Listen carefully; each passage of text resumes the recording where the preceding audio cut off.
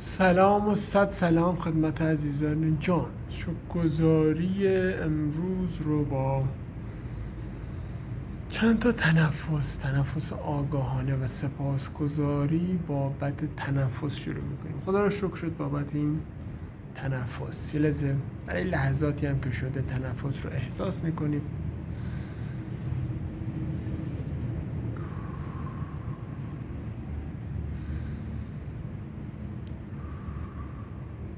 خدا رو شکر که میتونیم نفس بکشیم،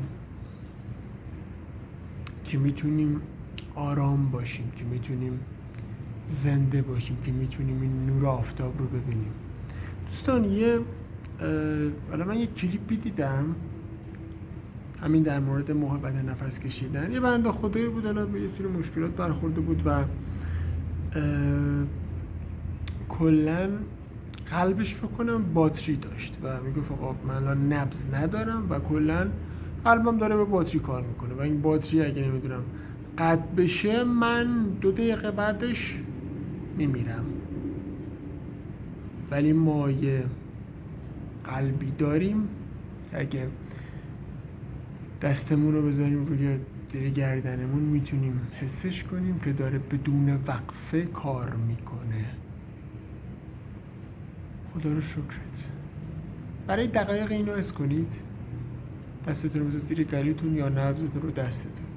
اینو حس کنید.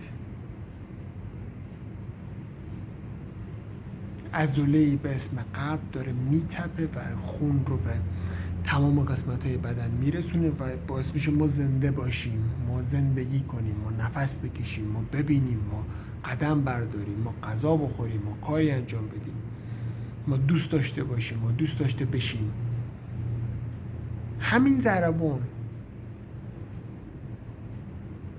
این خودش بی‌نظیره. یعنی ما همین الان با همین داشته، با همین که قلبمون داره میزنه، یعنی خوشبختیم و جای سپاسگزاری داریم و میتونیم از زندگیمون لذت ببریم. خدا 100,000 مرتبه شکر. خدا 100,000 مرتبه شکر. خدا 100,000 مرتبه شکر بابت زنده بودنمون، بابت نفس کشیدنمون، بابت قلبمون که بدون وقفه سالهاست که داره کار میکنه و ما رو زنده نگه داشته.